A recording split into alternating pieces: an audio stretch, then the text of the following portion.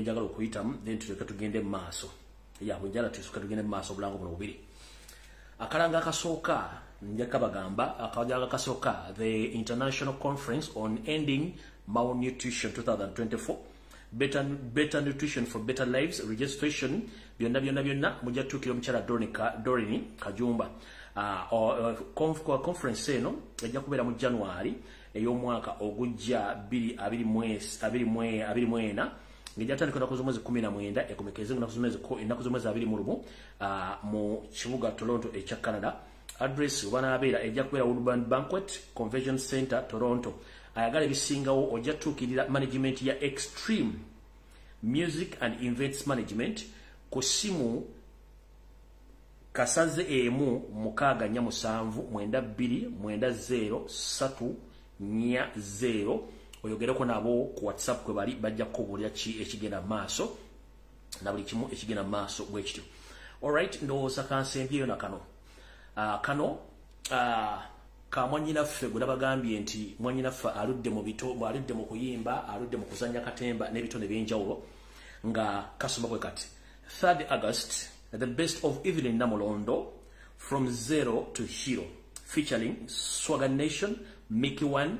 Ray P, Ediawe, venue Theatre La Bonita. General emitwale 3, VIP emitwale 5, emeza ya mitwalo 50 eja Uganda jokka. Esho enijja kutandika sawa emu eyakawungezi ndowooza mpaka gibona kukomekerezeyo kale mu namba subiro kuba nti mujja kubaayo. Abayibi bangi bagenda kubeera besobola kumenya manya n'abazanyi ba nakatemba bonna abakomedi n'abakiwala bajja kuba bamwerekedde. So njalo bategeeza mwenna nti omukyalo nobali mugende muwagire kubanga tateekaako kivulu nibo banga asobodde okuteeka ekivulu ng'ate omu ku bannakatemba abateeraga ate ng'akola omulimu okulaba nti asomesa eggwanga kankadde mu luutu emu. Ng'ennaku z'omwezi 3 omwezi ogw'omunaana temwerabira okugenda mu show ya mwanyinaffe gyayise the best of Evelyn Namulondo ngero emulago okuba nti avudde okuba nti talina kyalina ate n'atuuka okuba nti naye kati ate afuuse muzira. Sheno ejja kubaamu ennyimba comedy ebitontome n'okulaga ebintu by'enjawulo ate ajja kuba werekeddwako Swagger Nation, Mick Wine, Ray P, Ediawe. Omugenda okubeera obagenda okubanga kyabikira ye Theatre La Bonita wali ku Kampala Road kumpi ne Christ the King. Okuyingira kwabona kujja kuba mitwalo 3, VIP mitwalo 5, table ya mitwalo 5 kutandika sawa emu eyakawungezi. Then ye kijjo kubanga kiggwera keka akalango kati tuba tuvudde mu kalango tuba tugenze mu video entuufu eba yatulese. Kansoke mpisewo kano gwe monna Uganda ali mu America, monna Uganda ali mu Canada, monna Uganda ali mu Bungereza ne mu European countries. Kino ekyammwe njagala kibanga kiri special. Manyize nzija nenkola video zino nenzireka waawo nenzibalekera awo waitayo ebbanga tono njikyudde kijja ne kigwawo nensirika. Kati bamaama ne bataata njagala uliza akantu kano era mukawulirize bulungi nnyo. Gwe lwaki Yoseri afuze eggwanga emyaka 37 nga nakati apalapalanya kubeerako ngatta awamba nga kati batwala obuvunaanyizibwa okujja obbalumba mu nsi ze muli muggulewo account mu Uganda. Kati kansooke nkabateme omusikake yatema nnamwandu. Njala tutegeeza mwenna banna Uganda Yoseri ali mu kumonitaringa ssente zonna eziyingira ne zifuluma eggwanga nga buli banka buli kampuni y'amasimu buli kitongole kino ekikwasaganya okulisiivinga oba okufulumya ensimbi buli department ebeera mu mbega wa ISO reporting on daily basis nga mukozi wa bank, being it microfinance, being it commercial bank, being it forex bureau, being it oba akantu konna bosako bonna kubeerako mbega. Ayinza okuba deputy manager, ayinza okuba manager, ayinza okuba teller, ayinza okuba cashier. Kati jala bategeeza nti gwali eyo nga banka zizze mu nsi yammwe mu America abasabuli kimu mukimanye nti eyo system bagiyita financial profiling. Financial profiling buli muntu gwaweereza ssente bamanya amanya ge yani zigenda kukola ki bamulondola mpaka kati nammwe papasire bwe musindika ssente mugudde wa accounts bagenda kuba monitoringa sente ze musindika papa sente zigenda kukola ki era bwe zinaba zisusse ze balowooza bajja zikwata naye nga bamaze okutegera gwani nga ne ku kisaawe ntebe tosobola kuyitawo kati ngenda basaba baleme kuba basikiriza kugulawo account bali okuba profiling nkugambye nti buli banka buli kintu kitongole kyonna ekiddukanya okugaba n'okuyingiza sente mu ggwanga n'okuzifulumya kirimu mbega either ayinza okuba nga ali mu cashier department ali mu account department oba ali mu marketing ng'akola daily report ku semwai ku eso ne mu state house ng'agikola byonna mu banka na kino jala kyegamwe n'aba bank managers mu bittavu byamwe mulimu ba iso agent aba reporting mu state sente meka ezijja ku account y'omuntu zona account details bazirina sente meka eziyingira bani abazitola buli kimu bakirina so no njagadde balabula mulekerawo genda nga mugulawo account muwayo details zammwe accounts ezisinga obungi mu Europe ziri safe than eziri mu Uganda babakolako profiling nga temumanyi ebyange wentu bembyogera nembirekawo kati tugenze ku KIGULA LUJJI video entuufu eyo ketandike ekigula LUJJI kya leero kigenda mwenna eri banna Uganda naye nga siragenda mu KIGULA LUJJI ndoza kansoke mbalaga akantu kano soke mbalaga akantu kano mulije mukategeere nze sijja gamba nti kitalo sijja gamba nti kitalo kubanga akola obubi era asasulwa bubi n'akola obulungi asasulwa bulungi mu mwezi ogwa January najja nenkola video nentegeeza omukulu oyo aponye nti ebibyo biwedde era bakuwa okusigibwa kw'abalwadde olw'ensonga nti aponye yali apalapalanya nga tayagala kuzza ebintu bya Yosei bya Janet na Natasha ne bamuwamba era bamuwamba ne bamutwala najja nenkola video okusinzira ku sose zange ne mbagamba nti tasobola kumalako omwaka guno era nayogera ekigambo kimu nti muwadde okusigibwa kw'abalwadde nenkuba n'akabonero nze ne musiibula era nze byagudde otugabadde mawulire kati mwenna abatajjukira kano ke kalanga kateekebwa ku social media ne ku TV ze Uganda ng'omwami ono abuze ke kalango akateekebwako ng'omwami ono abuze aponye kali ng'ennaku lwa Sunday bakalamu kagamba bwe kati a disappearance of Mr. Holland Byamugisha aponye reference number SDRFEF Luwa Police Station Mr. Harold Byamugisha Aponye Limited announced the disappearance of Executive Director Mr. Holland Byamugisha in the bracket Aponye. He was last seen in Intinda on Sunday 8th January 2023 driving his motor vehicle Range Rover white in color number plate UBF 071D. This is therefore to inform the general public that whoever has any idea of his whereabouts, please call a number Sigenda Zisoma or report to the nearest police station. The reward of 5 million Ugandan shillings is available, says management. Nze serabira ebintu byange mbira nayo lwakuba nti simu zangu olumuzibula ne zigenda ne sibaga sobola kola ki sisobola yiino eno enoti gye baateeka ku mutimbagano enkera nenzija ne mbabuli okusinzira ku kyekalo ne bagamba nti oyo baagala bintu bye bizaayo era essaawa yonna agenda kufa namugambirawo kati sikyagala nnyo baleekaanya buli gwe ŋŋamba nakujja ne nkugamba kitegeeza gw'omanya ebiddako kati fun enough mu KIGULA LUJJI kya leero kambaziyo katono embuulirire tefa yonna ekivundwa nti omuntu bw'ofunye information togitwala wati weesulayo gwa naggamba wulirize bikugambiddwa oba omuntu oyagala mulaba omuwulira wulirize bigambiddwa kubanga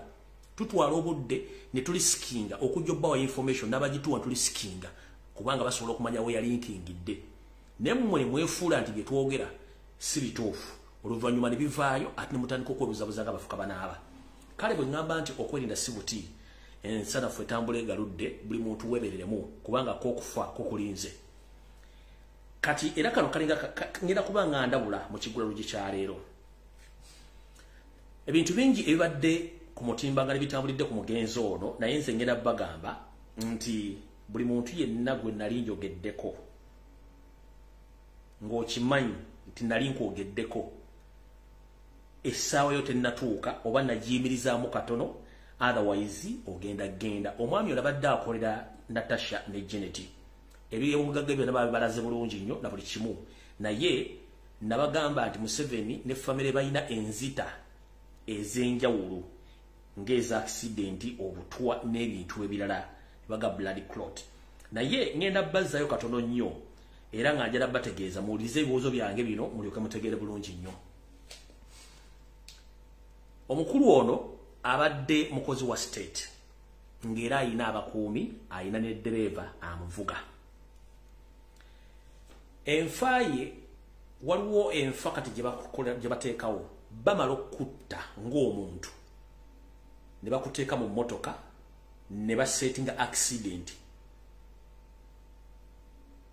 ne bakuba ku side yo n'ofa enteekateeka weeri olwedde omuntu abeera mufunga bamaze omutta ne bajja basettinga accident nga accident ey'omukyalo ono Sadrin Karasco Sumaya mwena abajjukira Karasco Sumaya kati enfa y'ono okusinziira ku sose zange akabinja akatta Karasco Sumaya ono omukyala munnamawulire eyakavalinga struggle ya Kyagulanyi oyo omukyala munnamawulire akabinja kano ke kamu akakola omulimu ogwo ono Karasco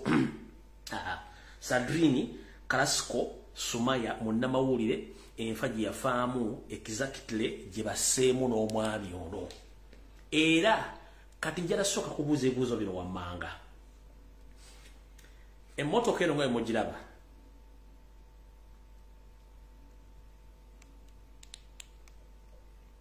nga mugiraba yatomedde bwetyo yatomedde ku passengers seat naye engeri gye yatomeddemu etomedde lole etisse esobola okwonwa emmotoka etambula n'ekyuka n'eva mu kkubo neyekiika bwetyo it is impossible tekisoboka ekyo nkimaze.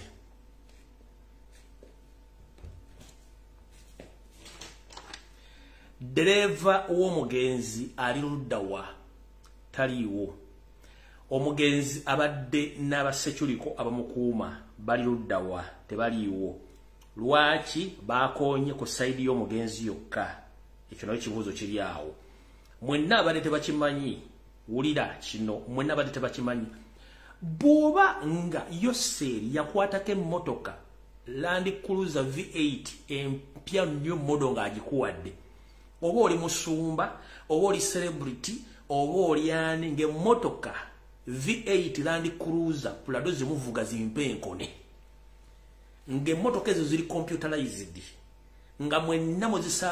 muzitwale zikola service ku Toyota Uganda company eoningibwa Toyota Muganda Museveni emmotoka zino zonna ziri computerized nti n'okugikola service ebiseera ebimu service zibakola nga ziri computerized Toyota kenyini yakola services emmotoka zino emmotoka eno gisula ku accident tekitwala budde nga bakozesa software goyinza okuba ovuga emmotoka ne bagikola software update n'oluzinga control n'oluzinga okusiba ku emmotoka eyo emmotoka okomekereza okola accident kyekisooka mwenna Museveni gwawe emmotoka zino empya eziri computerized V8 Prado koza kamanye nga akoza n'owebbwa emmotoka oyinza okuba ogivuga n'ekukyankala nako kumbe bo bagenze mu system nga bakozesa software ne bakyusa emmotoka eyo entegera yaayo emmotoka n'ekulwa Windows oba ne bagiwa Windows nayo n'ekulyawo over kubanga mmotoka mwenda muzikulira Toyota ye Muganda Museveni yalina kampuni eyo ekyo nkimaze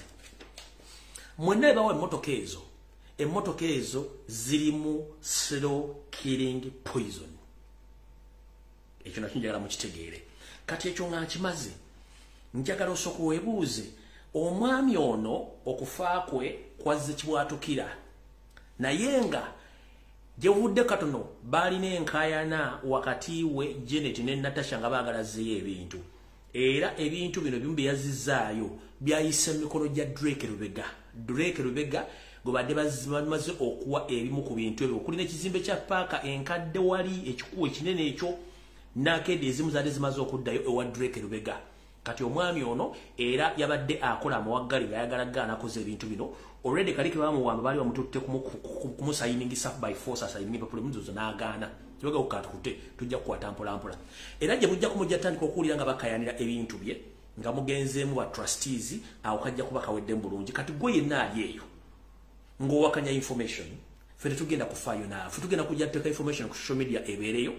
abaana bajja jijjayo bagibateereyo era mujja kuzuuka nga wa family member yafudde oba gwe kenyini ng'ofudde nga muganya okutegeera naye bwe yafuna emmotoka mpenkoni V8 ebintu bibiri byerinde bw'otafa smoking poison ogenda kufa accident enteeketeeke kubanga emmotoka ziri computerized oli asobola okusinzira mu ofisi ye n'ayigira emmotoka eyo nga gwe tomanyi n'agikyusa amadinisa n'egaana okukola kyeyina okukola n'ebibuuzo bye babuuzizza eyabadde amukuuma kubanga omusajja alina abakuumi babadde atambula abakuumi bali ludda wa duleeva ali ludda wa kati ndo mutegeere buli gwe nagamba nti essaawa yo etuuse wano nga nfundikira ekigula LUJJI mwenna abayimbi abali mu Uganda ng'omanyi nti oli ku federation ya Elisa Musuuza ne Shiba Kalungi nga munnange batwala ku jam sessions ku Sereni Suits emutundwe n'ebitundu wali ku Sereni Suits emutundwe ne wali ku Mistil Hotel ne mukuba jam session ne mulya chips and chicken ne mulya ziwaini ne mulya buli kimu kye mwagala ne mutandika okutandika okukuumula omukka muno na empewo ya Uganda ne Kampala mulye nnyo naye bye mulya nyamusi yabisasula kitamusi yabisasula koloza lwaki bukyanga bazimba hoteli ezo ziganya okukwatayo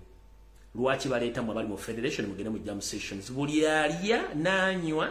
koza kamanye nga koza no web okuba tabaagala mujja tandika okufuna complications mutandika okutondokanga ebiyenje fe tujja kubugwa fe tugumaze okubagamba nga tetuna kyakola kati buli muyimbi yenna agenda ku Serena Suits nonywa nolya noteeka amagulu ku mmeeza ne ku mistim nga mukola jam session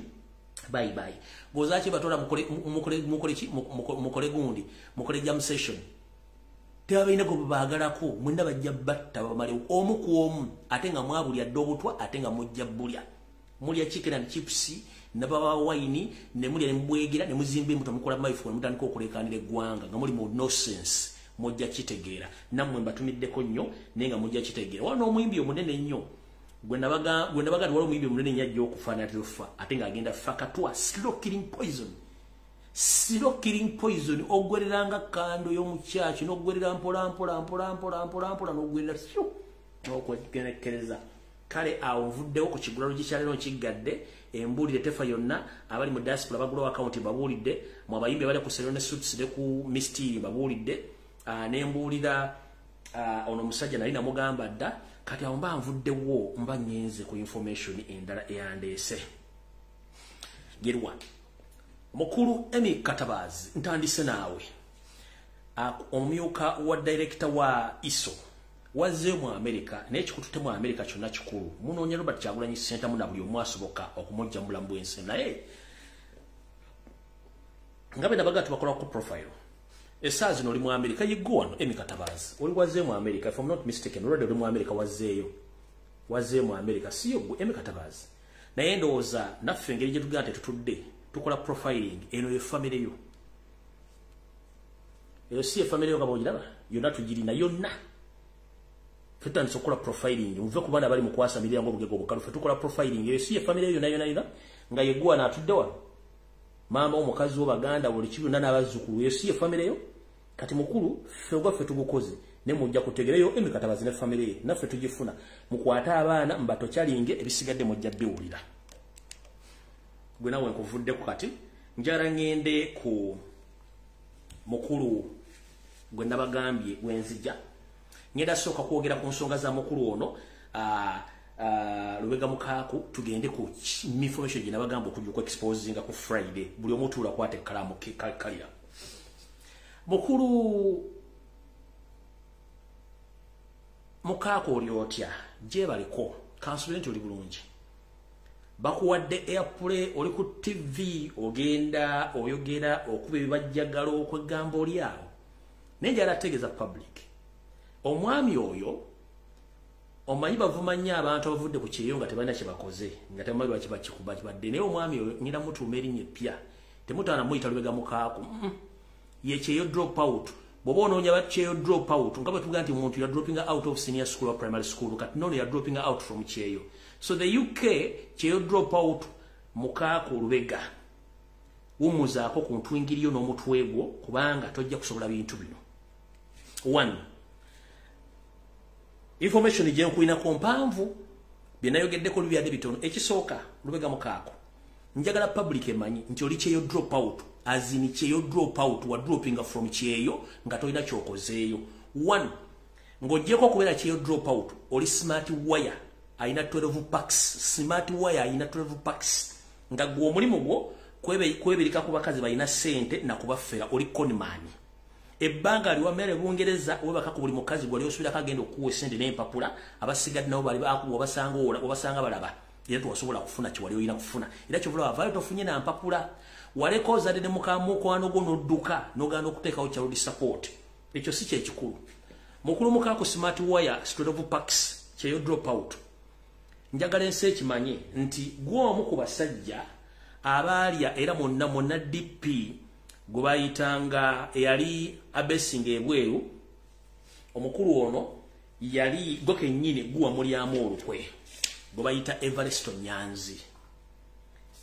njagala tegeeze gwanga mwenna abaali bamanyi omukulu gwe bayita Everesto Nyanzi yali musajja wa nkyukakyuka ono musajja yamubega n'amuyingiza eggwanga ng'amudyesedese kumbe yali amuleeta mu katego ka Museveni. Everesto Nyanzi yasibira luzira Museveni yamukubira ekiiso n'amujja mu mbeera y'ensi naye nga eyakola ekintu ekyo yono mukulu kyeyo drop out 12 packs mukaaku lubega ye nga smart wire ye omulimu gwa kunoonya abakazi balina ssente kubajjako ssente baffera. So njagala public etegere nti gwali mu lukwe olwabega Everesto Nyanzi omusindikiriza okujja e Kampala Museveni n'amukwata yogayoga luzira n'omukubirayo omutwe Everesto Nyanzi n'afa. Kanjagala ensi etegere nti byokola olwaleero byonna simawulire kubanga basajja mwe mbali mwaganya okwewummuzaako nga muli basiri wazibu naye ng'ate ensi temanyi nti amagezi muyina matono. Ebbanga ly'omala Bungereza mukulu watandikawo n'ekibiina kiwateeka mu kwesese guweyita nti baganda bumu nga mulimu n'omwami gwesigenda kwogera manyika nga wumuze ku lw'ekitiibwa kye naye nga ekintu kino ki organization kiwaffiremu abasajja n'abakazi Bungereza wakikolera ku Upton Lane East London gye wakikolera wali office gye wakoleranga ebintu bino era waffira baganda bangi nnyo n'obajjamu ensimbi nga bagenda basupportinge Obuganda mu bintu byonna byalina okukola n'okufuna enkyukakyuka era gye wadduka wavayo n'amasuuti n'engatto mbojja kwesimba okuwa president kumbe sente wali ogenda kufera bafere. Address entufu bwenda bamanyiwo eri 130 East London Upton Lane E79 LW kyekifo watulanga okufera bannayuganda bonna baganda abali mu ggwanga erya Bungereza n'obajjako ssente n'odduka okujja e Kampala mbogenda kwesimbawo. Ndowooza otegedde onatera otuuka ku buswandi bwennyini bwe naggambye timulekeranga okutinkula entalo ze mutajja kusobola olidde mukulu tugenze mu maaso. Era mu Bungereza gwe musajja omu ku kabinja akali akabadde mu Bungereza n'okwetoola Europe eriyo obinja b'abasajja nga bano ba smart wire omulimu gwabwe gwa kunoonya mpapula na kuula bakazi kubajjako nsimbi gw'omu ku bo waleka obbye abakazi bangi nnyo na kati bw'okyakubira amansimbi bakuyamba okuwa ensimbi naye ng'ate omusajja omukulu alema okwekolera ensimbi n'osala okuva e Bungereza nga toyina kyeweekoledde nga n'essaawa zino gy'osula omusajja omukulu agamba nti yo presidential material obuuza ebibuuzo bingi nnyo toyina wadde ennyumba ey'emizigo ebiri oba ey'omuzigo ogumu wadde basima tooyi otambulira ku booda osula mu busokisi zooni nga ne booda omala ziramuza. Nakulabyeko oyogera ebigambo bingi nnyo era ng'olubalu Kyagulanyi Ssentamu n'ekibiina kya National Platform n'ekisookera ddala wagambye okyali mmemba w'ekibiina kya National Platform sebo nzijukiranga bwe twali tugenda mu kawulu baakugoba officially you were dismissed by the party and you are dismissed from people power. Bakugoba. So, ojako TV okwogera nga state agent go basindise so singa member wa people power of one national platform. Reason being, already okolagana Rutadikano Kizabesije, ye mukama we sawa zino. Na ye wano werine ebibuuzo byange bibiri. Era wanjagala buli muntu yenna ateeke okakabuuza. Lwaki ebire byasookawo omuli Democratic Party, omuli UPC, omuli FDC, omuli Jema n'ebirala byo teri abyogerako wadde obibuuza ensaasaanya eya ssente eziri mu constitution ezawandiikibwa okuddukanya ebibiina by'obufuzi. Lwaki buli mutamiivu, lwaki buli museegu, lwaki buli kagwensonyi, lwaki buli aloota ng'ayimiridde waggulu akojowa ajja n'abuuza Robert Kyagulanyi Ssentamu n'ekibiina kye ssente ze bafuna baziteeka luddawa? Robert Kyagulanyi Ssentamu yakamala mu kibiina ky'ebyobufuzi emyaka ebiri gyokka, in fact nagwo mu kitundu. UPC emaze mu byobufuzi emyaka egigenda 30, DP as well emyaka 30. Babadde nga ba leaders of opposition nga bafuna ssente mu constitution ya Uganda. Mmwe nga temubuuza era temwogera. Ngera kubuuza at this particular moment okujja nga mwina go mukolerera ababuwa basindika ojjawo obuyinza obubuuza Robert Kyagulanyi Ssentamu essente parliament zeesateka mu kibiina n'ensaasanya yaazo gwengaani ogenda kunkolera ekintu kimu. Dayo mu Democratic Party okwate Robert Mao omubuuze ssente zonna DP zibadde efuna zibadde ziragawa era badde bazikolamu ki.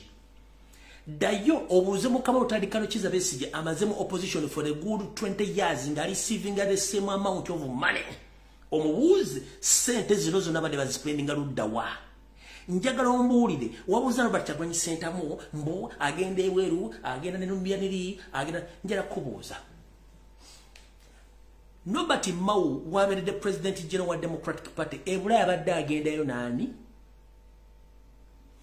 Njagala ombuulire Rutadikano Kizabesije wabadde agenda okulambula ebula yabadde agendayo nani mpozi? Kati olwokuba omusajja Robert Kyagulanyi Ssentamu yabategeera n'amanya abantu kibalina otambula nabo yali tasobola kutwala mukaaku wano n'empapula zonfu wave Bungereza nga bakugubye oli mafiya.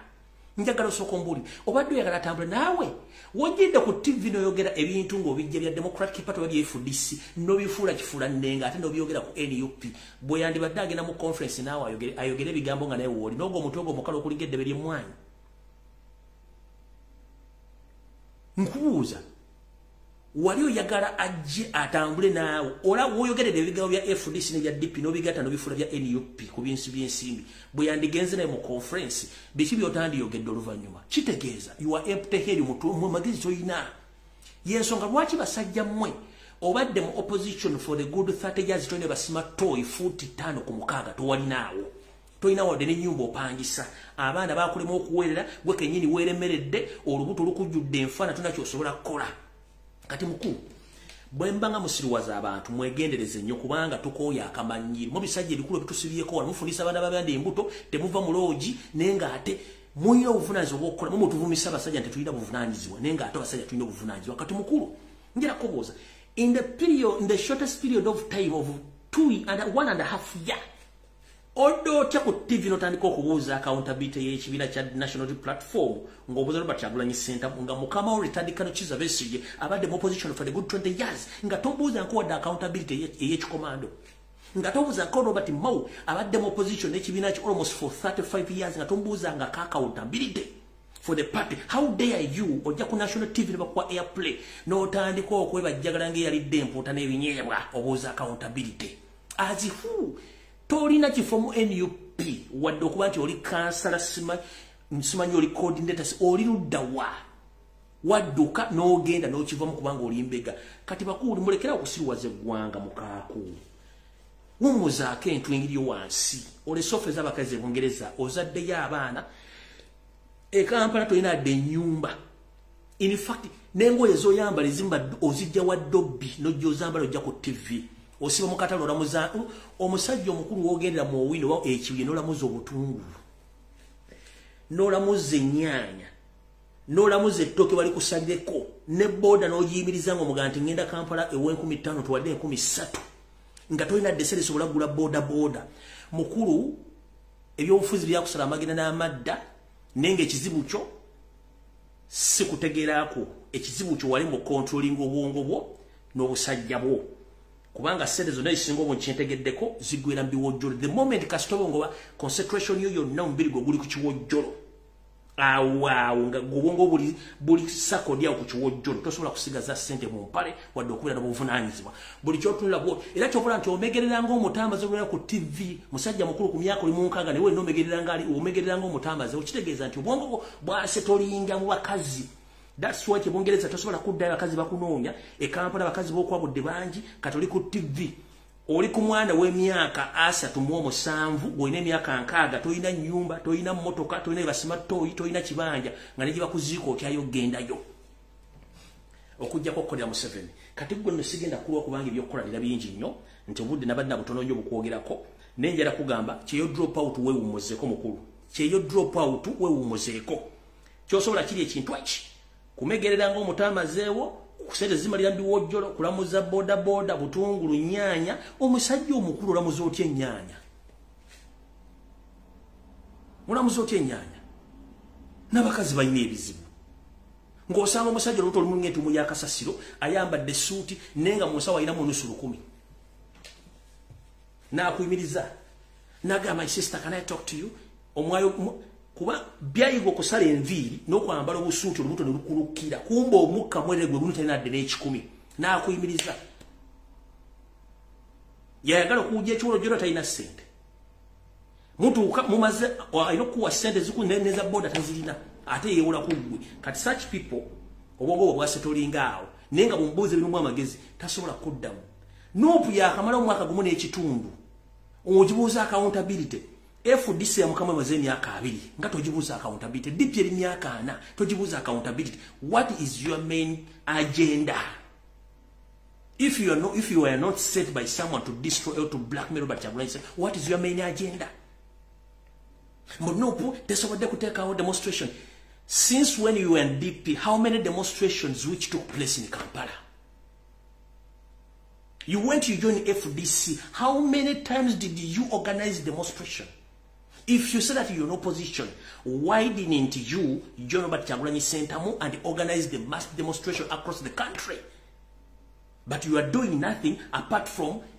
moving around calling women. That's the only thing you can manage, but not politics. So, nkulu njala kugamba wewe umuzeeko, tuvuddewo katugenze ku program entufu yatulese. Basa, ate sagala mubudde, era mu handlings over, ku mukulu mufumbira wa Yuswa, omusajja omukulu wadde nze mutadde sinabudde ku byokola tulina bingi nnyo. Njagadde muteekaawo era ekyajja kikuzunza ng'ova mu DP ogenze mu FDC ogenze mu wokutuwaaka ojozunga buzunzi bwoti tolinawo otudde oli kitengejja musajja mukulu weewumuzeeko tugenze ku video entuufu eyandeese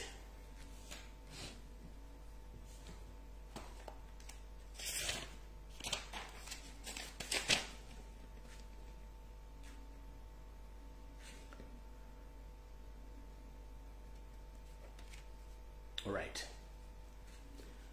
Katika nsubira nti omukulu Mathias Mpuuga Nsamba atuuse Robert Mau Charles Peter Mayiga Yosenti bahabara utabase mtano wa karensi ile tamzeze ensanga bisibe naye atuuse ngenda kukola video n'obwegenderevu era buli omuntu njagala ompulirize n'obwegenderevu nnyo nga nfuluma information eno y'olwaleero nabaga ebbugu mulingi wa tuli mu summer Nabagambye nzija ku Friday kwogera nsonga zino zibere nnambulukufu. Waliwo omukulu goba atisirika ku social media kuno naye ebintu bye tasobola bibalambulira bulungi kubanga naye mukozi wa state nambagamba dda. Balina nakakutu bakayita Liberty TV kabera ku social media kabera ku Facebook ne kabera ku TikTok ne bajja ko videos za fili baziteeka ko ne bazinterpret nga bazikyusa se baagala. Oyo mukulu goba asoko okuwa information oba goba asoko okuwa take iyo kuleta ekibozibozi kibayita federal nga akisomesa bana Uganda that's the only way to go njala soka bategeeza omukulu oyo Kimbugwe n'akabinja ke Kimbugwe tabanga ko munabya bufuzi oli Kimbugwe musajja omufere akola yali akola mu sports betting issue twagibawa bino byonna nga omanyi musajja Munyarwanda awedde emirimu bamuleta mu settinga era buli kimu kimanyi ne ka group yabuzabuza abantu banje tutugenda gendayo n'ekibozi kyabadde afumbire bago basiko okuwa information eyokukola ki federal ekujjo kyogera eri abantu naye ngenda tandika video eno nga ngisenka buno yekisokera ddala Federal system of governance yandibadde nnungi nnyo mu ggwanga erina obukulembeze obukyuka mirembe kyekisokera ddala Federal system of governance bannayuganda bajagala kuva dda naye Yoseri n'akabinja ke n'abazungu ne bagiremesa kubanga bakimanyi nti Uganda ng'ensi tewera waliwo ebitundu biteesobola ng'ekitundu kyokka kisobola okweyimirizaawo kye bayita Buganda ebitundu ebirala bisaana kusupportinga ne bagamba no tetujja kisobola ate nga n'abakulembeze bano bannabyabufuzi baagala osigaza obuyinza nga tebasobola kukkiriza Federal system of governance kati olw'okuba tubadde ku pressure batandika okukyusa ebiboozibozi ngenda kubaabya nabage ngenda saagala muntu yenna ngenda kubaabya Yoseri ndowooza otuuse tunajjukira byafaayo nti Yoseri y'omuntu eyajja mu Uganda ng'azze ku mission ya kufuga ggwanga naye nga si munna Uganda ekyo kibadde ekibaga mu bbanga lyonna mutabani wa Kalekyezi era mu kulumba olubiri mu mwaka gwa 1966 Yoseri ono yennyini yali omu mbega kafulu eyabega Buganda okutuuka okulagira mukama we Milton Ome Opeto Obote okulumba olubiri era bajja okukola final conclusion eyokukola survey n'okumaliriza buli kimu kubanga omugenzi Sir Edward Frederick Muwangula Muteesa yalina enteekateeka egamba nti buli kitundu kyefuge nga kisinzira ku buyinza obwakiwowa n'ebyobugagga ebyensibo ebikirina n'okwefuga Museveni bwe yakimanya ng'akolagana ne mukama we Milton Ome Obote balumba olubiri era ne batwalaganya Ssekabaka Daudi Ssekabaka Frederick Luwangula Muteesa nga ndabwe gisimufungizo yogayoga ng'abinyise mu nsuwa mpaka mu ggwanga erya Bungereza ate naye mu kiwejjowejjo gye bamulumba nga bakozesa omwana omuwala era omuganda gwe bayitamu n'awa Ssekabaka Kamyo Kawulire mpaka lwe yakisa omukono mu ngabo nakati byebizibu tukyalimu olwaleero oyeye Museveni olwaleero kati emboozi etandika etya olunaku lw'ennaku z'omwezi 7 omwezi ogw'omusanvu omwaka 2023 mugenda tandika okuwulira ekiboozibozi kya federal oba kye tuyita federalism nga kiteesebwa ku radio station kiteesebwa ku TV kiteesebwako kubamu kuba Babaganda abali mu kabinja ka Buganda Caucus kigenda kuteesebwako ne mu parliament era kigenda kuleetera Wassanya Kaloli Charles Peter Mayiga okutandika okukola kye tuyita Buganda tour bw'anaava mu Buganda tour agenda kukola countrywide tour nkiddamu kino kigenda kuleetera akabinja ka Buganda Caucus okutandika okwogera emboozi za federal kigenda kuleetera parliament okudiscussinga ku kigambo kye bayita federal kigenda kuleetera Charles Peter Mayiga okutandika okukola Buganda tour ng'ayogereza Abaganda ku kigambo kye bayita federal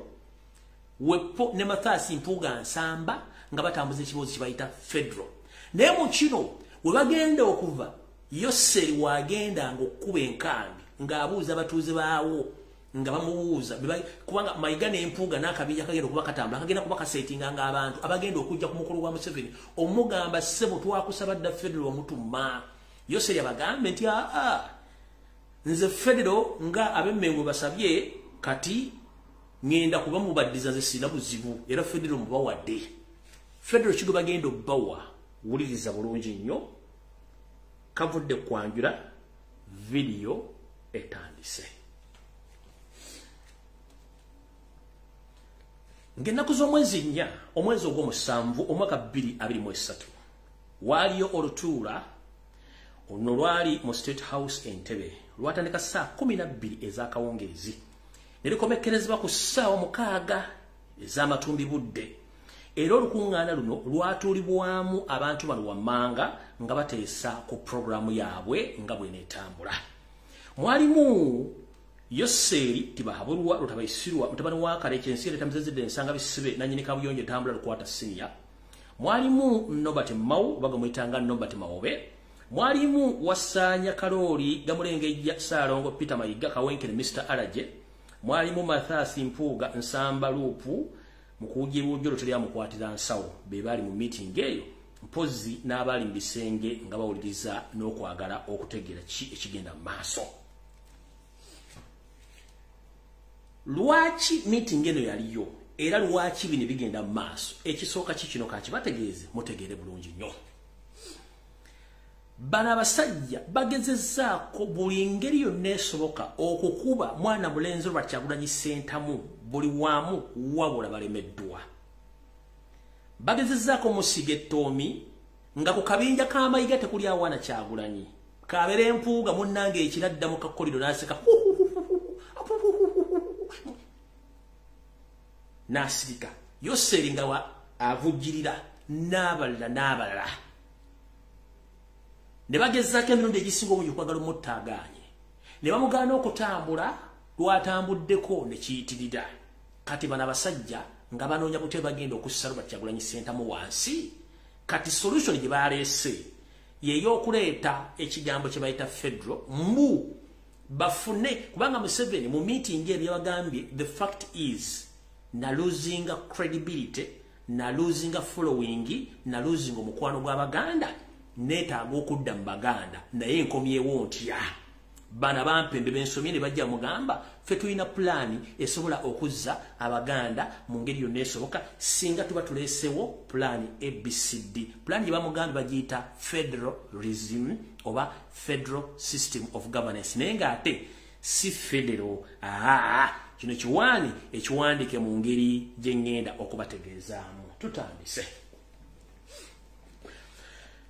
Mu meeting eno pulaani gye baleetedde Yoseri yabagambye nti sikyalina muntu anjagala mu Buganda. Nkoze ntya okudda mu Buganda okuba nti nina omukwano. Abantu bensomye okuli Robert Mao, Peter Mayiga, Poga Mathias n'abalala yamugamba ffe tulina programu gye tusobola okuba nga tudwafitinga Abaganda tubumanyi bakyamuukirira nnyo kasitoleta ekiboozibozi n'okibaguza bajja kudda. Era ne bamugamba tusobola okuleeta pulaani eno Abaganda bagifollowinga era n'oddamu n'ofuna laavu ey'Abaganda ne bakwagala. Olwo Museveni n'abuuza pulaani ki? Ne bamugamba ffe tuzire pulaani ey'okuleeta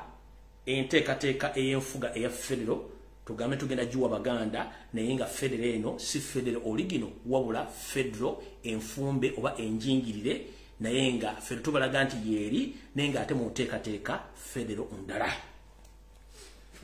Yoseri nga omanyi nti amegerera nga gobanabba mu katale nakkiriza enteekateeka eno. Omanyi Yoseri kuwoli, mukazi w'okuwoli, Mayiga kuwoli, Mpuuga kuwoli. Abasatu bano okuli Robert Mao, Mathias Mpuuga Nsamba, Ssaalongo Gamulengejja n'Empuuga ne bagamba nti bo bali determined nnyo oba balina ekirowoozo era bamalirivu nnyo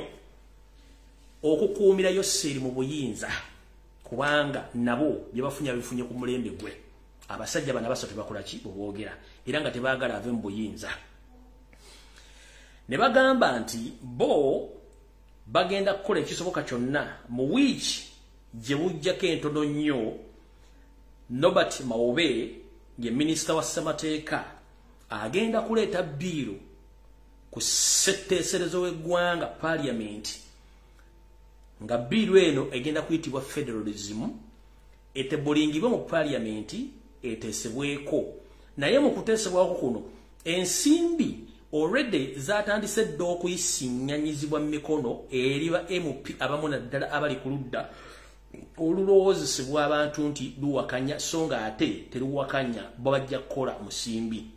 Era nga abantu bano basasuddwa dda ensimbi era nga basinga obungi bakkiriza dda muuvu enejje. Omuntu agenda okusooka okukkiriza enteekateeka eno mu parliament agenda kubeera Mathias Mpuuga Nsamba mu parliament ate nga yagamba leader of opposition era agenda ogisupportinga olwo agobererwe bonna abamulya mu ngalo olw'okuba nti akasimbi weekali gurupu mujja giraba ebyange mbyogera ng'omusizi agula essiyani nti ngenda kuliirako bantu bange. Tugenze mu maaso. Oluvannyuma lwa bbiiru eno okutebulingibwa mu parliament Wasanya Kaloli Charles Peter Mayiga ajja tandika poko obaka weefube owokutambuza ekiboozibozi ekya federo mu Buganda nga yeetoolola ebyalo emiruka egombolola zonna okwetola mu Buganda era ndowooza bwe mbaserabidde yatandise dda n'ebizinga by'ebivuma bwe mbaserabidde yatandise dda mbizinga by'ebivuma mayinza ebyangi nkusuubiza ningenda kuleeta information naye njikuleetera yatandise dda campaign eno nga yeetoolola era nga n'ekigendererwa kye ekyekusifu. Wasanya Peter Mayiga ajja kukola kye tuyita Buganda Tour Preaching Federal. After there, oluvannyuma ajja genda mu maaso okwetoola ebitundu by'eggwanga byonna ng'agenda atunda emboozi ya federo mu bantu ab'enjawulo okuli mu Buganda n'ebitundu ebirala ng'abaguza ekigendererwa abaguza idea eno eya federalism. Naye ekisinga okusesa mu bintu bino byonna Mayiga bw'anaaba amaliriza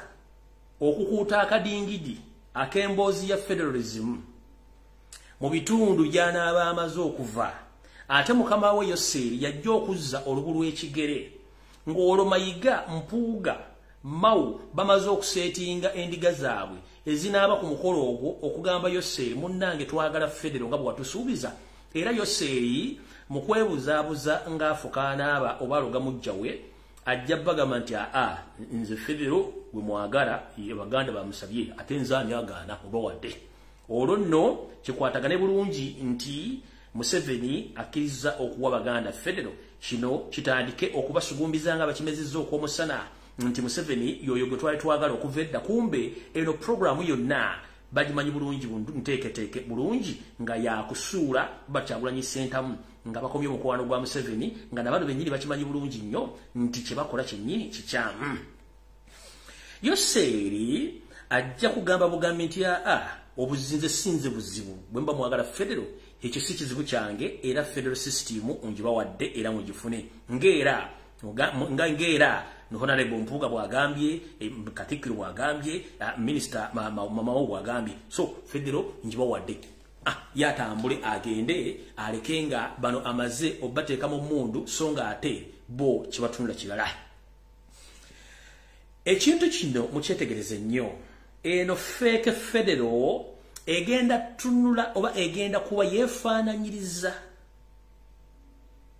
n'enfuga eya LC system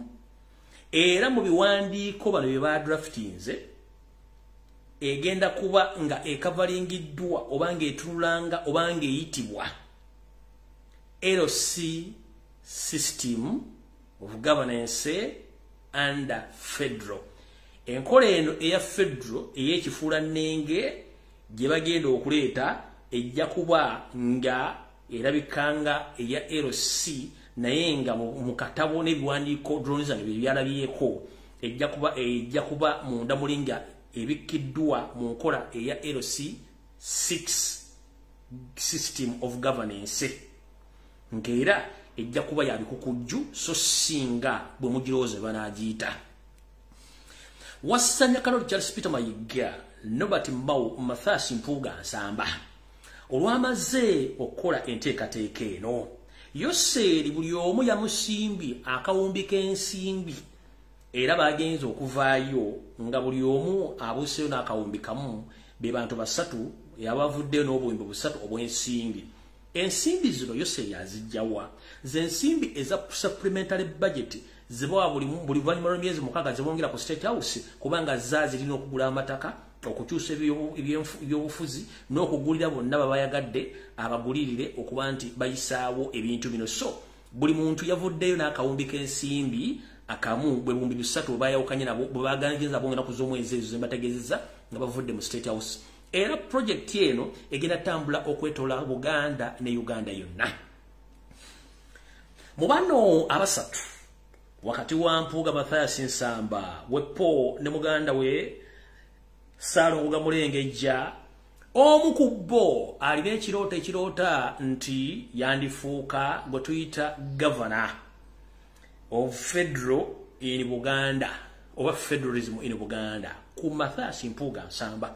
Natural Spita Mayigasalo nga Mulengejja. Omwe biwandiiko bino yandifuukibwa governor of federal, yandifuukibwa governor of the head of Buganda Federal, the head of Buganda Federal System in Buganda, kwabo ababiri.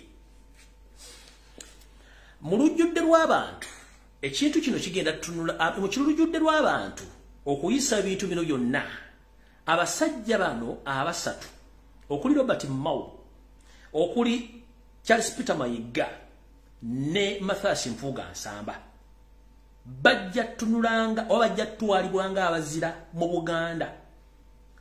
abalwanye nnyo okuleeta ekyo ekiremye bannabyabufuzi abadde mbyobufuzi okubbanga lyonna ebbanga lyonna mu Buganda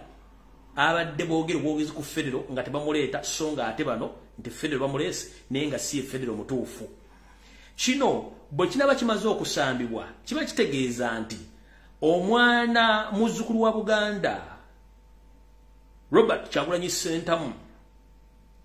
politically bamaze omukuba ettale ng'omugere gwe bamukubye gwambalaasi ogusemba ebyobufuzi kubanga bano bajja kuba bamaze okwegulira erinnya mu Buganda nga momenti Abaganda bakyamuukirira nga bakimezezza okw'omusana. So nno mu bino byonna bye bagamba mu kibooziboozi ky'Amayiga n'Empuuga ne Mao babakubye Robert Kyagulanyi Ssentamu political olw'ensonga nti Abaganda amanyi okwaka ng'omusana oluvannyuma bagenda okujjukira nga kyebaguzizza kifu. Kale ndowooza mutegedde bulungi nnyo. Era ne mbajjukiza nti yose eri ono gwe baakoledde programu eno y'omu abatayagalirako ddala nfuga ya federal kubanga akimanyi nti Obuganda bwe federal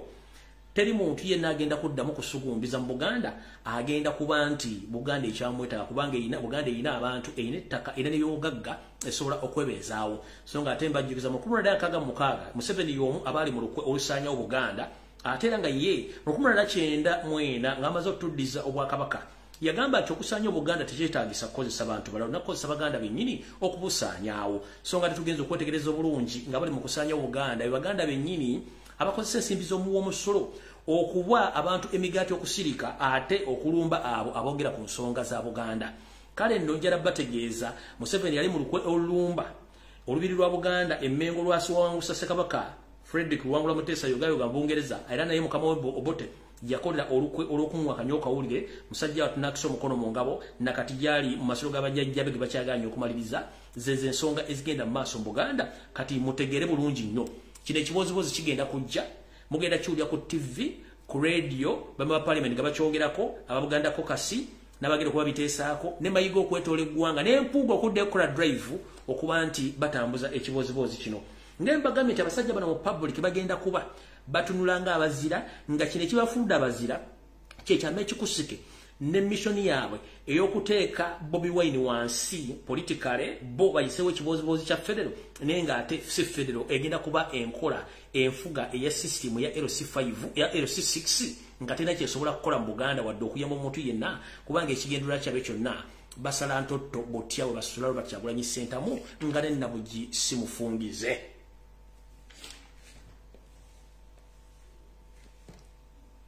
Wano we wali okulya n'okkombeso wange.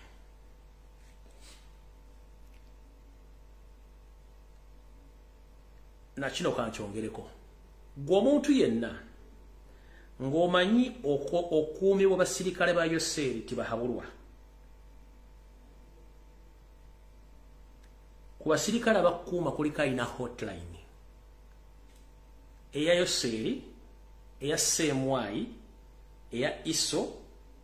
neya Eso. Nga emia single call gwosobola okufuuka omulambo gwe bakuuma.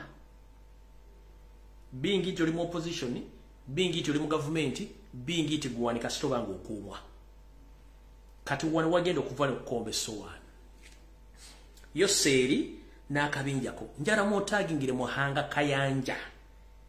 Inspector General of Police Iso Semwai Eso n'ebitongole ebirala bannayuganda bonna bakola mu Kampala buli mutya mugyebale. Yoseeri nakugamba atogeza n'okuba bomu mu Kampala nkono wa Kiso nga nkitegeeza olwaleero njagala bannayuganda mwenna mutegeere bwe mbagamba nti kino ekintu kigenda kubeera otwala obudde otunule toyomba wuliriza bulungi nnyo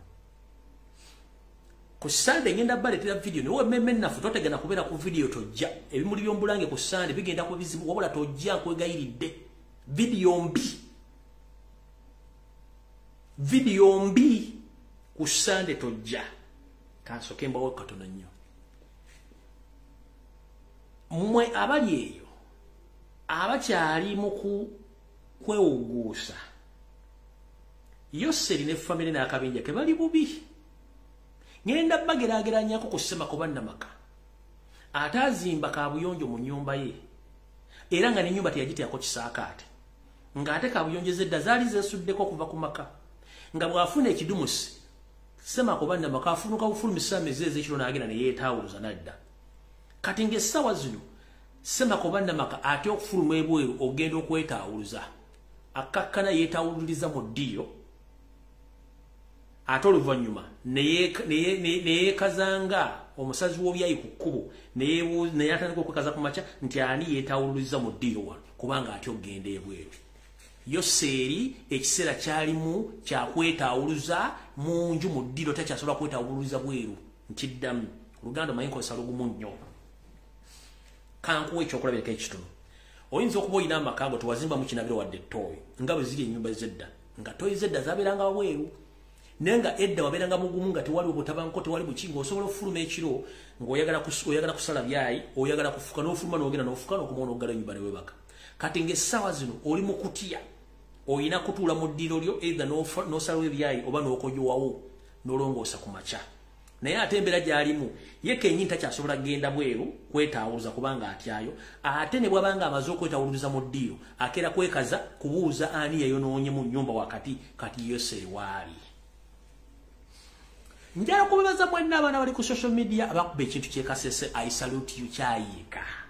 kiki kye bagenda okuzzaako nkiddamu ntegeeza public mwebale nnyo okuba kintu kyekasese nabo mu meeting ze baatuulamu bakkiriza mwabakuba hands down ekintu kyayiika kyagaana okukwatayo kubanga batuse n'okugamba nti ekintu kye twakola n'omwana omuto akimanyi nti ffe twattaba abaana bali ekyo kyo njala bebaza mwebale nnyo mwebale ddala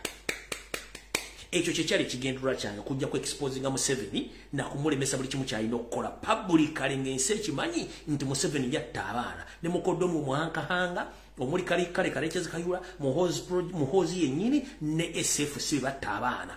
thank you very much mwebale kiki bagenda okuzzaako mujjukira bomo gye bakuba ku CPS ne ku parliament because bityalinga ku Serena Bemwezo bazi kuba n'ekigendo okusika international community area amatu egamenti ya Al-Shabaab oba ADF ebalumbye mu Kampala wakati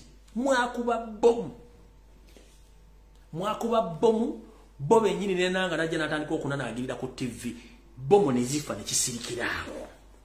kiki bazzaako kiki no wano wammanga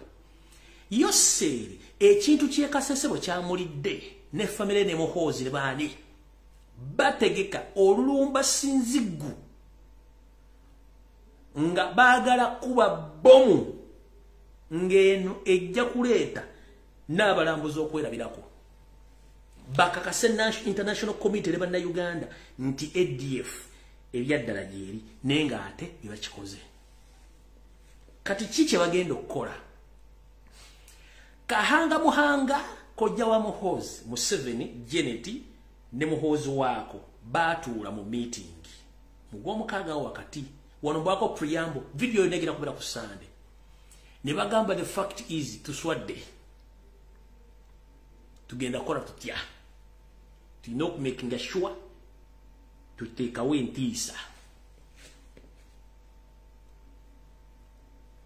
entiisa mu ggwanga otherwise tuli bubi entiisa yeeruwa kahanga n'abagamba tusooke tuteekewo tera alert ne basasula media ze UK nga bayita ba agency baabwe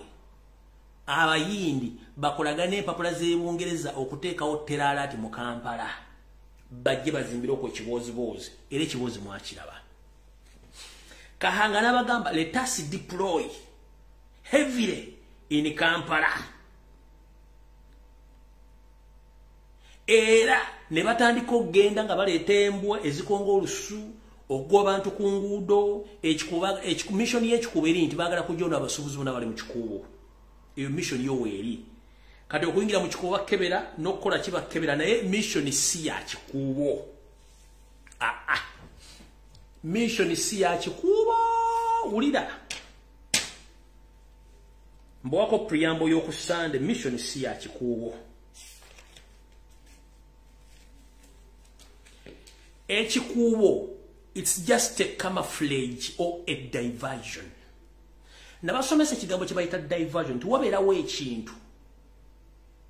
Museveni asobola okukola ekintu ekirala bajja ku ekyo mmwe ne mutunuulira ekirala. So Kampala mukono wa Kiso.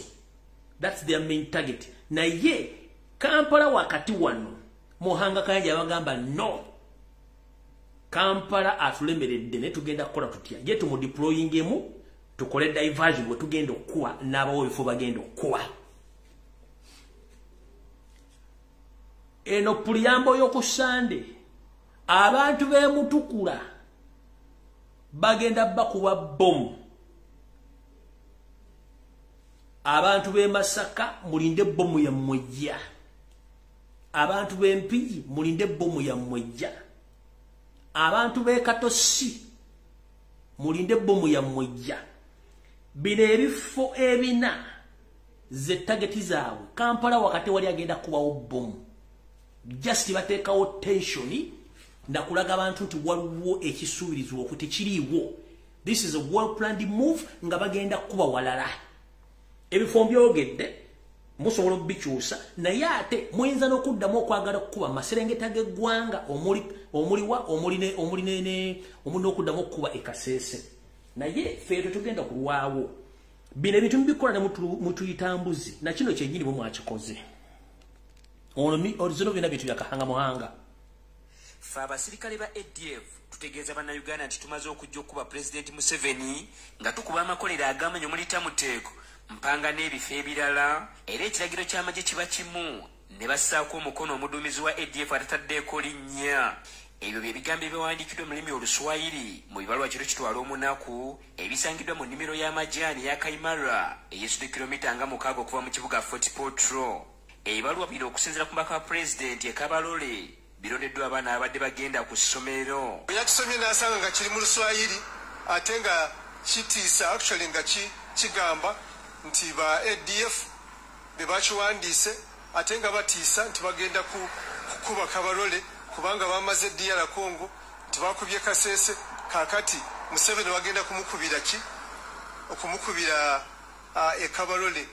Bino olugudde matuga b'ebyokwerinda basitukidde mu ng'eyatega ogw'ekyayi ne bakuba olukiiko gagadde olw'amaanyi omuli ne bannannyini nnimiro z'amajaani abakulembeze b'ebyalo poliisi n'ebitongole by'okwerinda basale entoto ku by'okwerinda. These hawkers, not all of them they are hawkers.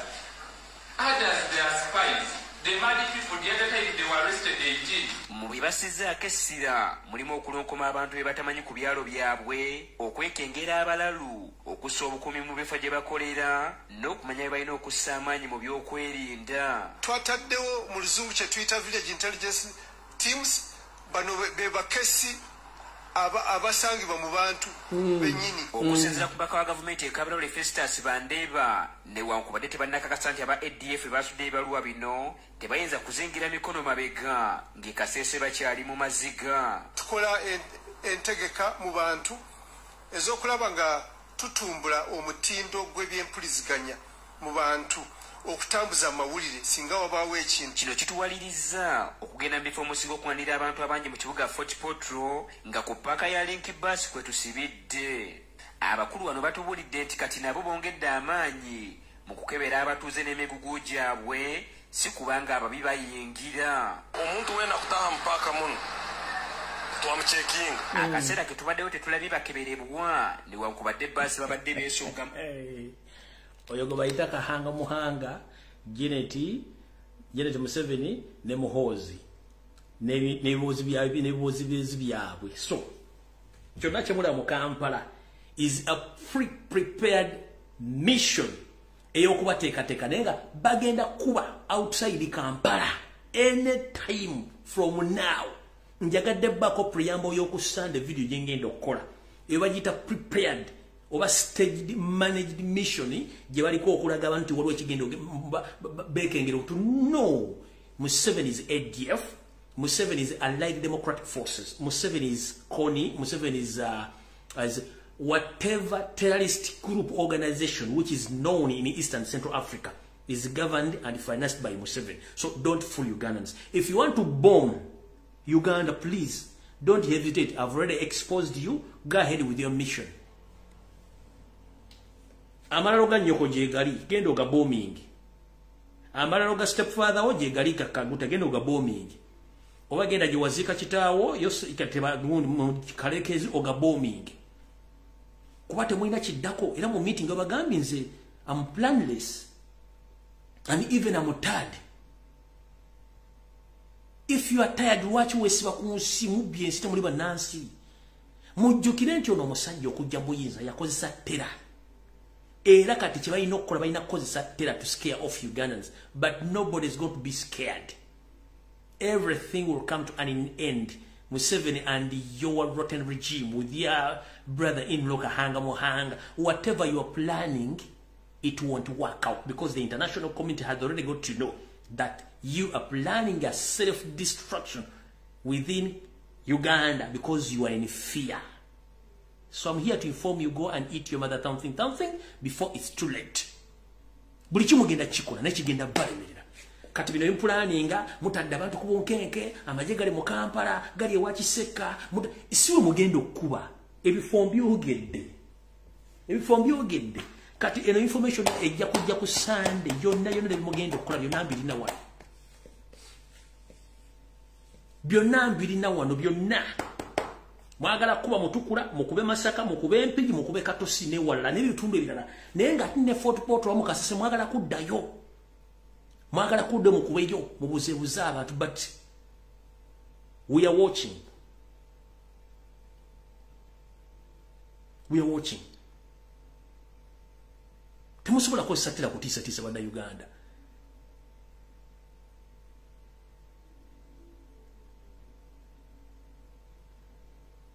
Kahanga muhanga. Eyo system eyokutiisa abantu, okutega bomu, okutta abantu, okuwamba tekyakola, my friend. Mubye ebintu bimaze mu ggwanga. Mubye buli kimu kimaze. Ne mutya n'ekisiikirize kyammwe.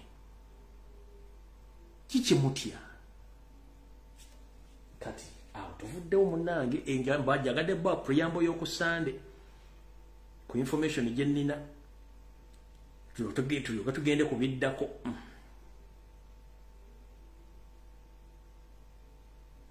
Ate mukyasomba abantu bamwe bayingira e Kampala bannaye ennamba y'omusajja ono Lukaaku mu Lubega muwandiike wano ennamba ya Mukaaku Lubega omaye bano tubakubira amasimu tubateeka mu layini eyiino eri +2 kanji typing wano ennamba ya Mukaaku Lubega kanji batayipingire wano mumubuuzeeko omaye bano tubaagala nnyo abeesiruwaze nga bafuka banaaba kansooke batayipingira wano ennamba ya Mukaaku Lubega togijjaako mukulu togijjaako.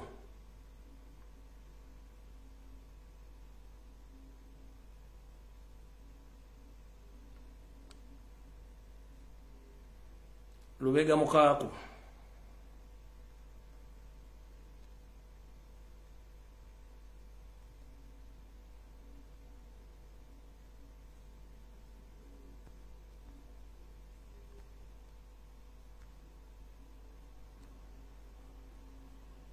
Enamba ya Lubega Mukaaku mumukubire essimu eyo mu bitiibwa WhatsApp kweri kuno mokolo weri enamba ya Lubega Mukaaku eri +256 7068960070 yeyo mumukubire mumubuuzeeko bulungi nnyo mu bitiibwa ebitokomoka enamba ya Lubega Mukaaku omayife tukuwa omuntu tukuwerako na buli kimu kyoyagala togijjako tokyusa namba yiyo mujiwandike mujitayipinga omazo gipininga mujitayipinga ye namba ya Lubega Mukaaku kyeyo drop out 12 packs yo mulimu gwe kuwujja liwejjolo kyasobola talina de toy wadde basima toy mu Kampala ne Bungereza avayo ne paundi 5 ali mu kutawaanya abavubuka teriko bange teriko mujute kweri video bagijjeko tabasobola gijjako yeye namba ye tababuzaabuza yeye namba yalubega mukaako WhatsApp kwendo kuno mukolo togeza n'ogula line endala gulubega mukaako 12 packs kyo drop out sigala kabantu babuulire byo wadde oyogera nga kubaga kadulu wadde ku TV ngono busikalo bukume wolo kati bakubire simu ojja babulya bichi biyogera jobijja badde mbera bidde namba badde njira bidde kati mwenna abavuzi ba boda mu Kampala waliwo omukyalo ono muvuzi wa boda naye mukyala Munyarwanda omukyalo ono ababega from A up to Z mbalete mumanyi njala balaga ekifaananyi kino nga bwenzanya eddoboozi lino muliwulire bulungi nnyo tulyoke tugende mu maaso.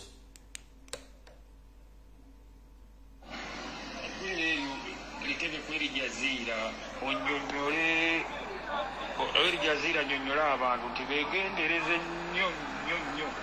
omukyalo oyo avuga boda mukyala Munyarwanda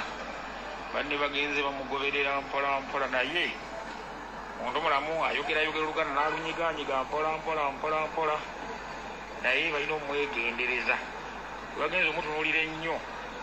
mbega wa siteeti nnyo okujja amawulire mu bantu ogazaayo abaana bodaboda boogera ki ani ayogera obi n'okuwamba bannaabwe kisege ezimu kubaze bakolera bawamba abantu abaana batuka okubeegera waliwo omu eyaze nampa ku sitooli eŋŋamba nze kaŋŋende nkwate eggulire ebifaananyi ebyo mbikubidde walako kubanga ng'omuntu mbega okutuuka awo oyinza okumukuba ebifaananyi neyeebuuza okuba byaki naye kamera ezo zisobodde kumukwatira wala naye era alabika ng'omukyala naye mbega wa siteegi basika abaana ku masiteegi ebbanga ddene babasikaasika naye bagenza okukitunulira ng'oyo y'ababega oyo omukyalo oyo Munnarwanda asula wa Pastor Tom awo asula wa Pastor Tom awe wali wasula naye ng'atera okupaakinga ku siteegi za boda wansi nga ku Owino ku Anizi waggulu wali ndako gera maaso wali ngoyambuka ku Bululumu ezo stage za parkingamu Lubaga Road bwatyo kyala mweru ampadde sitola ayina omwana omu wa myaka ng'esatu webityo ndoza mutegedde omukyalo oyo avuga pichipichi registration number UFS 7182 enamba javuga pichipichi ye eri UFS 1782 mwenaba boda mu Kampala district mutegedde omukyalo oyo mbega wa state era kwasiza abana bangi wuyo mayinzo aganga gabira bwerere wuyo mutegedde bulungi nzaba boda sagala muntu n'omwafiro bulambwe nakubabbako boda wuyo mutegedde bulungi nnyo omukyalo oyo stage kwakola na buli kimu yoyo mumwegendereze nnyo mukazi Munyarwanda era yembe ali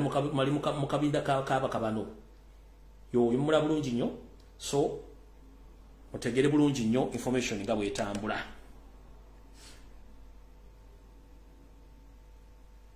Katugenze ku bakabano bakyaleeta mu ggwanga muwulire bulungi nnyo mbaye nalowooza ffe tuli basiru bala abantu bakyabayingiza wulira mwami Lumbuye gyebaleko kansubira oli bulungi sebo kakati ekikumpereseza ka voice note kano nga njagala okutegeeza ku nsonga eriwo egende mu maaso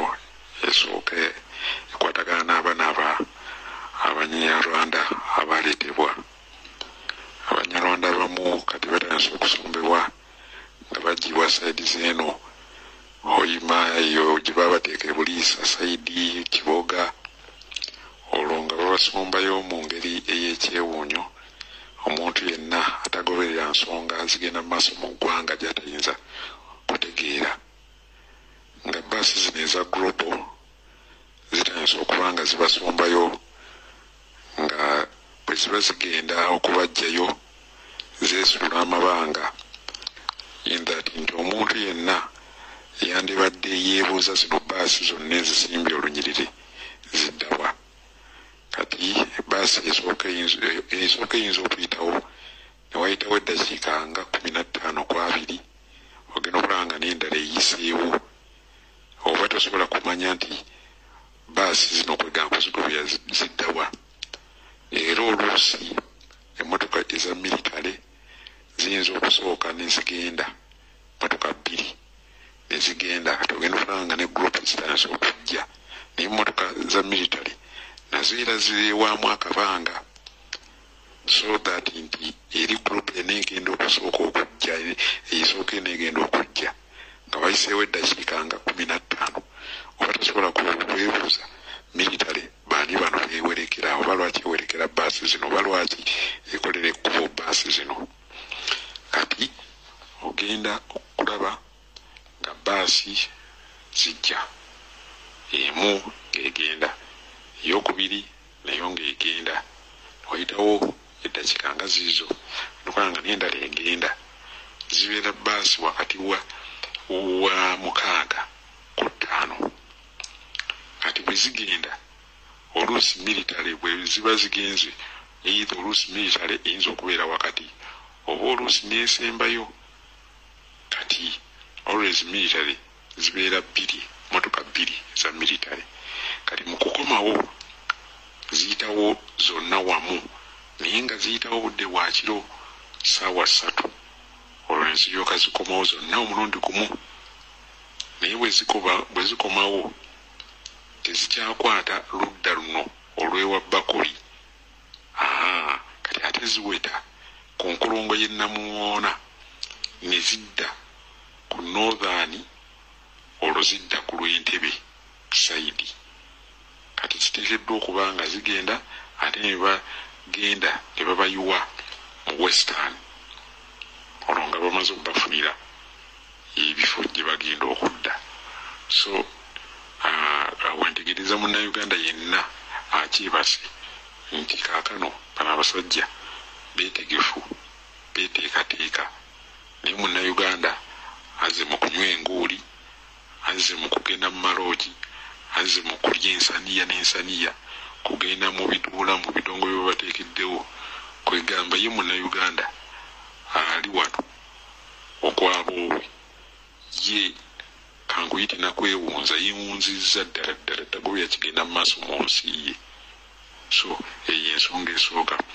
Kati ate obudde bundese nti nina butono ate nga njagala kubaleka naye nga bwe nabagambye ekiboozibozi kidiversion kya mukulu mayanja Jose Camilo nakibagambye information mwagifunye nze information njiwa nenjibateerawo nemugiconsumminga. Ekiboozibozi kya DNA nakyo mukirekezo diversion muzireke kubanga waliwo ekigendererwa. Ebintu bino wammanga byebiyinza okuba bitagetingibwa mu kiboozibozi kya DNA. 1 Yose yabeera agamba nti Baganda bangi no Baganda batono. In fact Abarundi bebasinga obungi n'Abanyarwanda mu Buganda. Kati jjukira bana abantu buli mugagga n'omuntu alina ssente bakusetinga omukazi n'omuzalamu omwana naye mu baana bakuzaaliramu n'abatali baabwe. So mu process yemwekubisa emizimu mugenda ku DNA kijja kuba kizibu nnyo okuba omukazi oyo nga toyawuza mbya bugagga byo. Kyekisooka. Ekyokubiri akakodi akaliwo nabagaye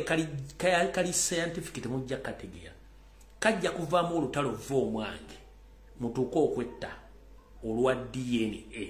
So ekintu kino kina impact yama ne bakireese okwasaganya amawulire okukifula diversion as the same time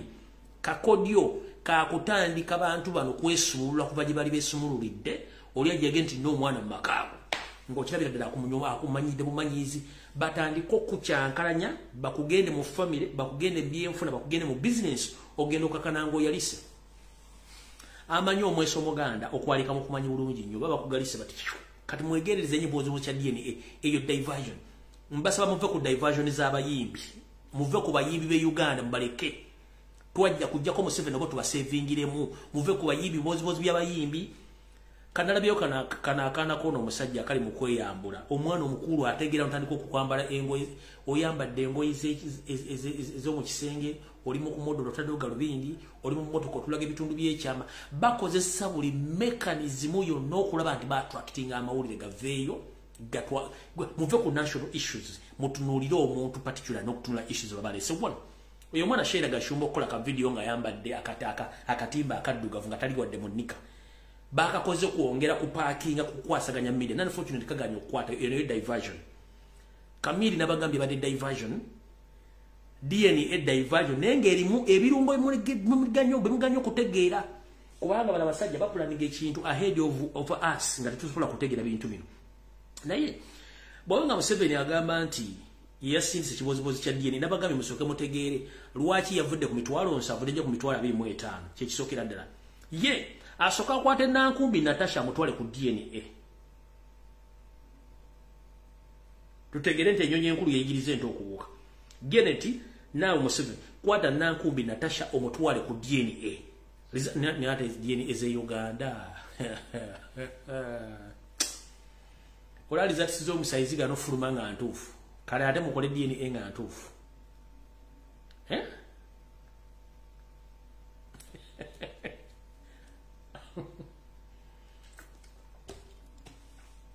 DNA dizatisizo omusaayi bayizo omusujja zitwala obudde fuluma naye DNA ey'omuntu eraga endagalo efulumire mu nnaku 2 mu nnaku 1 Uganda Janet enyonyi enkulu yegirize ento okubuuka tukimwe mu mwakikoze kwata Natasha Nankumbi omutwalo mujjeko omusaayi ne Museveni oba ne n'abaana abala bwabanga Museveni then tujja kutegera nti DNA emu mwagita mutisiya mu mukwate muhoziraga omwengo gutali muddekende mumukwate mumujjeko omusaayi ne sali musale dakibagamba dda wano nekibagamba omwana oyo wasali musale ne mumpakanya ne munvuma mweke nyini mwafulumiza ekifaananyi kya DNA ene mukiteekawo kale mba mumbuuza ki copy and paste kati nawe kwa sali musale kwata muhozi mugere mujjeko omusaayi wata mwana wana wetuva ku social media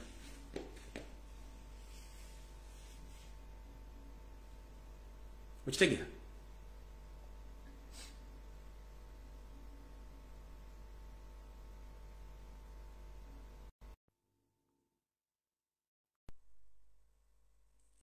kwata Natasha Nankumbi mutwale ku DNA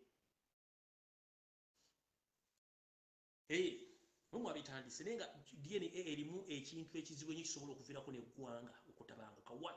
kambuwe example omwana eyatunda ebintu bya Haji Ibrahim Kibirige muwanga wa BMK waiwan nsowole ebintu si yabitunda twala example ya BMK Kibirige muwanga nti omwana yatunda ebintu byesi mwana we kye kigenda okuddira after mwachi hypes nenga temanyi makulu kiga kirimu wano kirimu obutemu bwenjawulo kirimu okusuula abagagga mbyenfuna kirimu okuswaza abasajja n'abakazi mu ngeri yabwe y'obuntu n'okugeza ku stabilizing family n'okuzicyankalira kuba omunyarwanda ayagala kintu kimu adestabilizing ati omuganda wano mu Buganda nkiddamu omunyarwanda mission yeri nti nsobola ntyo okudestabilizing omuganda amukubye political ayagala mutta akubye institution y'Obuganda agiye wansi buli kimu bakisaanyizaawo abakubye economical abasiza wansi kati kyalina okukola okuddako kukyankalanya amaka kasito kyankalanya amaka buli kimu bwokitu buli mwananje tutte buli mukweri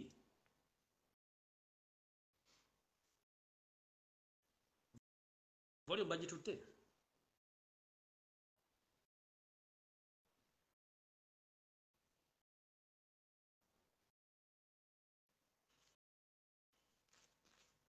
kati sina kyengera gikolera video katugikomyawo tujja kudda ku Sunday mukama bakumata kumira mpeera ndoza bagala gikyankalanya mweraba